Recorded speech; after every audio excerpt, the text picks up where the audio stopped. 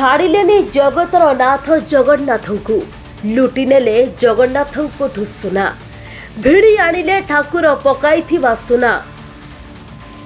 ଦର୍ଶକ ବନ୍ଧୁ, ରାତିର ସୁଯୋଗ ନେଇ ଚୋର ରଚିଥିଲା ତାଣ୍ଡବ, ଆଉ ଜଗା ପାଖରୁ ଲୁଟି ନେଲା ସବୁକିଛି। ଦେଖୁଥିଲା ଜଗା, ଗହଣା କାଢ଼ୁଥିଲା ଚୋର। ଦର୍ଶକ ବନ୍ଧୁ, ଚୋରି ଡକାୟତି ଲୁଟ୍ ଦିନକୁ ଦିନ ବଢ଼ି ଚାଲିଛି। ଏଠି ଚୋର ଭୁଲି ଯାଉଛି ମାନବିକତା। ଏଠି ଚୋର ସାମ୍ନାରେ ମାନବିକତା ରହୁନି। ଶେଷରେ ଖଟ ଖାଇ ଖଟୁଲିକୁ ବି ଖାଇଯାଉଛି। ହଁ ଆଜ୍ଞା, ଜଗନ୍ନାଥଙ୍କ ସୁନାକୁ ଲୁଟି ନେଇଛି।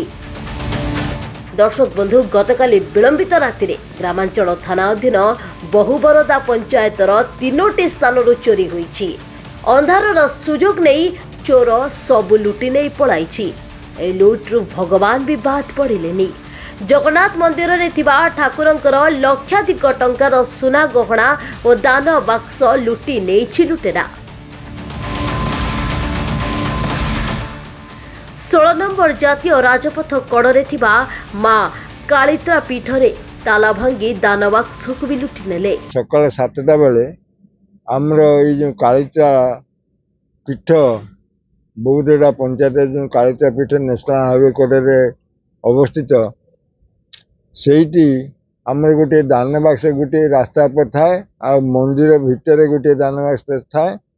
ସେଇ ଦାନ ବାକ୍ସ ଟିକେ ଭାଙ୍ଗିକି କୌଣସି ଦୁର୍ବୃତ୍ତ କିଛି ଦାନ ଟଙ୍କା ତା ଭିତରେ ଥିଲା।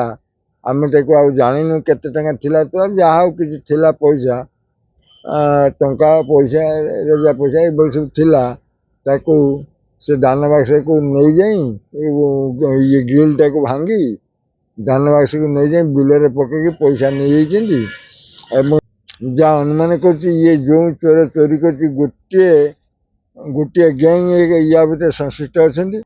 ତେଣୁକରି ମୁଁ ଜଣେ ସାଧାରଣ ନାଗରିକ ହିସାବରେ ମୁଁ ଆପଣମାନଙ୍କୁ ବିନୀତ ଅନୁରୋଧ କରୁଛି ପ୍ରଶାସନକୁ, ସେ ରାତିରେ ପେଟ୍ରୋଲିଂ ବ୍ୟବସ୍ଥା କରନ୍ତୁ, ଯାହାଫଳରେ କି ଏ ଚୋରି ରୋକାଯାଇ ପାରିବ।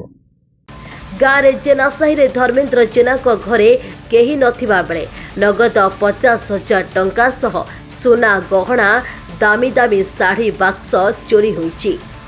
ଘରେ ନିକଟରେ ବାହାର ଘର ହୋଇଥିବାରୁ ସୁନା ଗହଣା ଓ ବହୁ ଶାଢ଼ୀ, ନଗଦ ଟଙ୍କା ରଖାଯାଇଥିଲା।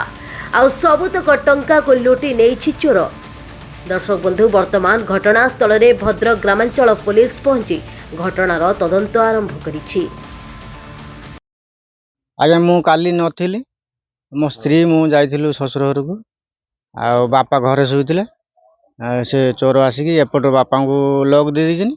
ଲକ୍ ଦେଇକି ଯେଉଁ ଚାବିକି ଆଡ଼ିର କାଟନ୍ତି, କେଉଁଟାରେ କାଟିଛନ୍ତି ସେଇଟା ମୁଁ ଜାଣିନି, କିନ୍ତୁ ଖୋଲି ଖାଲିକି ଡୋର ସବୁ ଆଟାଚ୍ 2ଟା ନେଇଛନ୍ତି। ଆଟାଚ୍ରେ ପୁରା ଫୁଲ୍ ଶାଢ଼ୀ ଥିଲା, ପ୍ୟାଣ୍ଟ ସାର୍ଟ ଥିଲା। ଆଉ ଗୋଟେ ଆଟାଚ୍ରେ ମୋର ସ୍ତ୍ରୀର ହେଉଛି ମଙ୍ଗଳସୂତ୍ର, ମୋର ମୁଦି, ତାର କାନଫୁଲ ଆଉ 50,000 ଟଙ୍କା ଥିଲା, ବୁଝିଲେ କି, ତାକୁ ବି ନେଇଯାଇଛନ୍ତି। ଦେଖନ୍ତୁ, ଏଇ ଯେଉଁ ମନ୍ଦିର ଚୋରି ହେବା, ଜଗନ୍ନାଥ ମନ୍ଦିରରୁ ଚୋରି ହେବା, ଏହା ନିହାତି ଗୋଟେ ଲଜ୍ଜାଜନକ ଘଟଣା।